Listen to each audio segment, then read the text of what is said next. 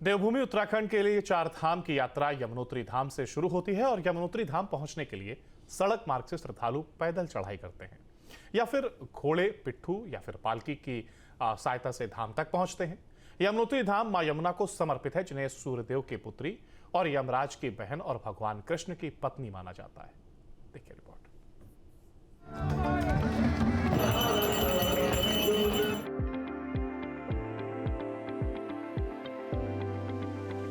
चार धाम यात्रा के पहले तीर्थ यमुनोत्री धाम की यात्रा हरिद्वार और ऋषिकेश से शुरू होती है। यात्रा के पहले हरिद्वार और ऋषिकेश में गंगा आरती में शामिल होने का अवसर मिल जाए तो ये और भी अच्छा माना जाता है। हरिद्वार में हर की पौड़ी तो ऋषिकेश में त्रिवेणी घाट की गंगा आरती में बड़ी संख्या में श्रद्धालु जुटते हैं। आधे घंटे तक चलने वाली गंगा आरती से मन मंत्र मुग्ध हो जाता है। मां गंगा को पुष्प और दीप प्रज्वलित करके उनसे यात्रा पर जाने की अनुमति मांगी जाती है।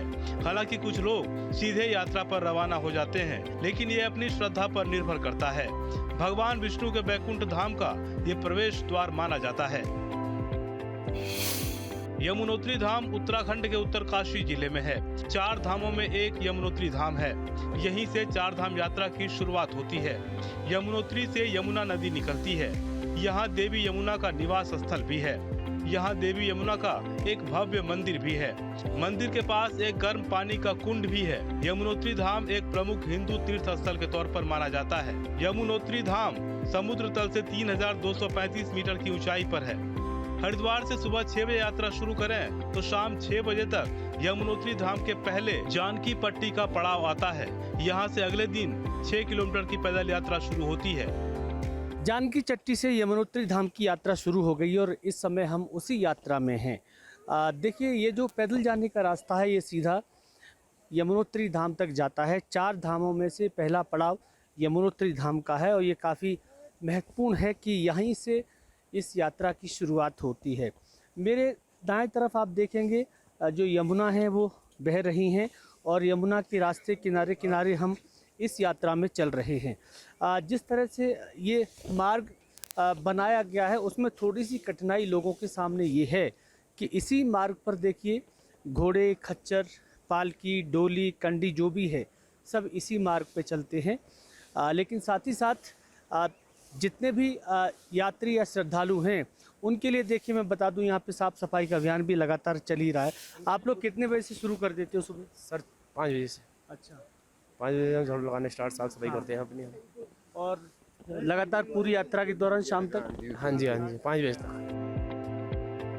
हरिद्वार ऋषिकेश से चलने पर इस यात्रा में प्राकृतिक खूबसूरती भी देखने को मिलती है। जो सड़कें पहले कच्ची हुआ करती थी अब उन्हें पूरी तरह से पक्का बना दिया गया है। चार धाम की यात्रा की शुरुआत होती है हरिद्वार, ऋषिकेश और उसके बाद देहरादून और मसूरी के रास्ते पहुंचते हैं यमुनोत्री, गंगोत्री, केदारनाथ और बद्रीनाथ। हमने बताया था कि हरिद्वार में हरि का प्रवेश द्वार है और वहीं से इस यात्रा का शुभारंभ माना जाता है। अब हम मसूरी होकर निकल रहे हैं गंगोत्री की ओर और यमुनोत्री की ओर। सबसे पहला जो तीर्थ स्थल आएगा वो यमुनोत्री धाम होता है और ये जो रास्ते हैं थोड़े से जटिल और कठिन रास्ते हैं। बहुत कंट्रोल होकर ड्राइविंग करनी होती है क्योंकि बड़ी संख्या में यात्री आते हैं और सड़क की जो चौड़ाई है वो भी ज़्यादा चौड़ी नहीं होती। हालांकि जो लोग जाते हैं उनको पूरा एक्सपीरियंस और अनुभव है इन रास्तों पर चलने का, इसीलिए सरकार भी ये चाहती है कि ऐसे लोग ही यहाँ पर अपने वाहनों को लेकर जाएं जिन्हें पहले से अनुभव रहा है। हालांकि ये मार्ग संकरा है, ऐसे में वाहन चालकों के लिए सावधानी बेहद जरूरी है। कहीं जाम न लगे इसके लिए जगह जगह पुलिसकर्मी तैनात रहते हैं। यात्रा के बीच में चेकिंग प्वाइंट और हेल्थ कैंप भी लगाए गए हैं, जहां स्वास्थ्य संबंधी कोई समस्या होने पर यात्रियों का परीक्षण भी किया जाता है।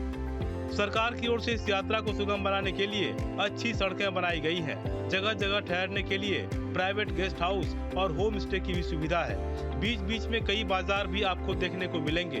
सड़क मार्ग से होकर शाम तक श्रद्धालु जानकी चट्टी पहुंच जाते हैं। यहाँ से घोड़े, पालकी और पिट्ठू भी मिलते हैं, लेकिन ज्यादातर लोग पैदल ही यमुनोत्री धाम की यात्रा करते हैं। चार धाम यात्रा में यमुनोत्री की यात्रा शुरू होने से पहले कई ऐसे श्रद्धालु होते हैं जो पैदल यात्रा करते हैं और कुछ ऐसे भी होते हैं जिन्हें पालकी या पिट्ठू की ज़रूरत पड़ती है। कुछ लोग हेलीकॉप्टर से भी जाते हैं। लेकिन आप जानते हैं डोली में जो लोग जाते हैं उसे बनाने में कितनी मेहनत होती है। ये देखिए, ये लोग इसको तैयार कर रहे हैं और यहाँ पर जब ये तैयार हो जाती है और किसी को जाना होता है तो वो यहाँ इसमें बैठ जाता है। इनका कहना है कि 8,000 रुपये लगते हैं, 600 रुपये गवर्नमेंट का टैक्स इसमें है। और इसमें देखिए लकड़ी लगाई गई है और 4 लोग इसमें लगते हैं, 2 आगे 2 पीछे, साइड से लकड़ी लगी है तो इसमें सुरक्षित भी बैठते हैं यात्री। उन्हें किसी प्रकार की कोई डरने की ज़रूरत नहीं है। जानकी चट्टी से यात्रा चढ़ाई वाली है। यहाँ से पैदल चलकर पालकी या फिर पिट्ठू के सहारे श्रद्धालु यमुनोत्री धाम तक पहुँचते हैं। हालांकि चढ़ाई वाला रास्ता काफी सकरा है और एक ही रास्ते पर घोड़े, पालकी और पिट्ठू के चलने से पैदल चढ़ने और उतरने वाले यात्रियों को मुश्किल भी होती है।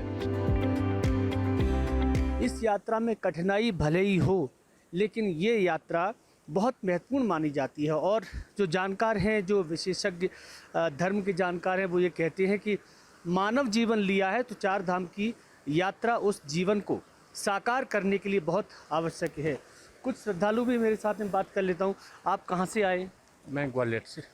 कितने लोग आए हैं? हम 13 से 14 लोग हैं। हाँ, तो यात्रा में कोई कठिनाई हो रही है अभी? कठिनाई तो यात्रा में होती है, हाँ। पर श्रद्धा रहती है तो कोई कठिनाई नहीं है। क्योंकि इस खड़ी चढ़ाई वाले रास्ते की चौड़ाई भी ज्यादा नहीं है, ऐसे में सावधानी पूर्वक चढ़ना और उतरना होता है। आराम से गए हम लोग बैठ के। कैसी यात्रा रही? क्या कुछ परेशानी कोई रास्ते में? नहीं, कुछ नहीं, अच्छी थी। घोड़े वालों की वजह से कोई परेशानी आती है चलने में, रास्ते में? हाँ, खच्चर वालों की वजह से आती किस है। तरह की परेशानी आती है? मतलब वो लोग साइड करते हैं, मतलब एक लाइन या तो जाने को दीजिए, एक लाइन आने को दीजिए, एक लाइन आप भी जाए, एक लाइन हम भी जाए, ऐसा होना चाहिए ना।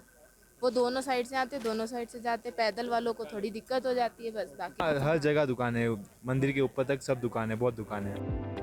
यमुनोत्री धाम से यमुना नदी प्रकट होती है। उन्हें सूर्य की पुत्री, यमराज की बहन और भगवान कृष्ण की पत्नी माना जाता है। ये भी माना जाता है कि यमराज ने यमुना को वचन दिया था कि जो भी भक्त यमुनोत्री में स्नान करेगा उसे मृत्यु के समय कष्ट नहीं होगा और शांति से यमलोक पहुँचेगा। यही वजह है कि यहाँ स्नान को पवित्र और मोक्षदायक माना जाता है। देखिए, ये यमुना मैया हैं और इनका जो बहाव है ये ऊपर से इसी तरह धारा के रूप में हमें दिखता है। और जब ये यहाँ से चल के धरती पर नीचे जैसे जैसे आगे बढ़ती जाती हैं, इनके जल का वेग, इनके जल की धारा और भी हमें बड़ी देखने को मिलती है। जो रास्ता है थोड़ा सा कठिन जरूर है। ज़रा रास्ते की तस्वीरें दिखा दीजिए। ये देखिए, पगडंडियों की तरह जो पहाड़ है, पहाड़ के किनारे किनारे लोग चलते हैं और इस यात्रा को अपने पड़ाव तक ले जाते हैं। कहीं ना कहीं देखिए थोड़ी कठिनाइयाँ ज़रूर हों, लेकिन ये यात्रा काफ़ी महत्वपूर्ण है और इस यात्रा में हम सबके मंगल कामना करते हैं कि सबकी यात्रा सफल हो। माँ यमुना को लेकर पौराणिक कथाएं भी हैं, जिसके मुताबिक भगवान श्री कृष्ण का विवाह देवी यमुना के साथ हुआ था। कथा के मुताबिक यमुना भगवान विष्णु से प्रेम करती थी। देवी यमुना ने भगवान विष्णु को पाने के लिए कई जन्मों तक तपस्या की। तपस्या से प्रसन्न होकर भगवान विष्णु ने वरदान दिया कि द्वापर युग में कृष्ण अवतार में देवी यमुना उन्हें प्राप्त कर लेंगी। कथा के मुताबिक एक बार कृष्ण और अर्जुन वन में घूम रहे थे। इतने में श्री कृष्ण को प्यास लगी। श्री कृष्ण पानी की तलाश में अर्जुन के साथ आगे बढ़े। कृष्ण जैसे जैसे वन में आगे बढ़ते जा रहे थे, उन्हें एक तरह की शीतलता का अनुभव होता जा रहा था।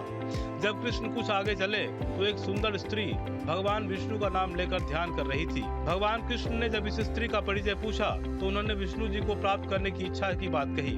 देवी यमुना ने कहा कि अब द्वापर युग आ गया है, ऐसे में अगर अब भी उन्हें विष्णु जी वर के रूप में प्राप्त नहीं हुए तो वो सदा यही तपस्या करती रहेंगी। देवी यमुना की बात सुनकर कृष्ण ने यमुना को अपना परिचय दिया और उनसे विवाह कर लिया। विवाह के बाद कृष्ण ने देवी यमुना को पूजनीय होने का वरदान दिया। कृष्ण ने कहा, हे यमुने, तुम्हारी तपस्या संपूर्ण मानव जाति के लिए एक प्रेरणा है। मेरे भक्त निश्चित रूप से तुम्हारी कृपा भी पाएंगे।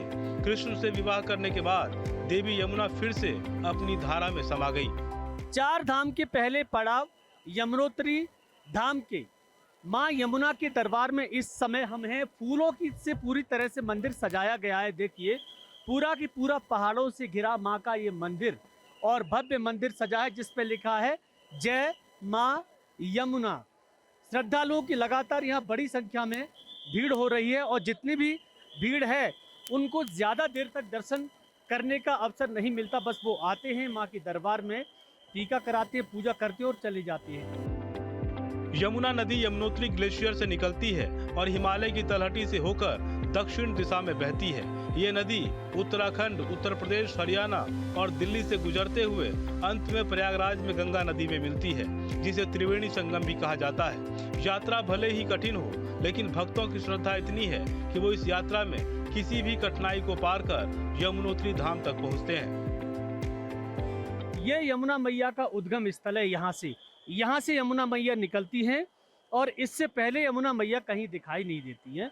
यही जो यमुना मैया हैं और आगे चल के ये भारत के बड़े बड़े शहरों, बड़े बड़े महानगरों तक पहुँचती हैं और उसके बाद जाकर प्रयागराज में ये त्रिवेणी संगम बन जाता है।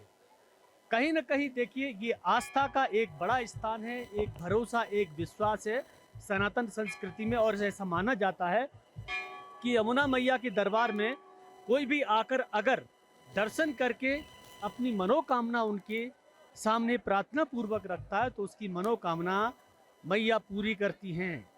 Vinod Sharma, news state, Uttar Pradesh, Uttarakhand.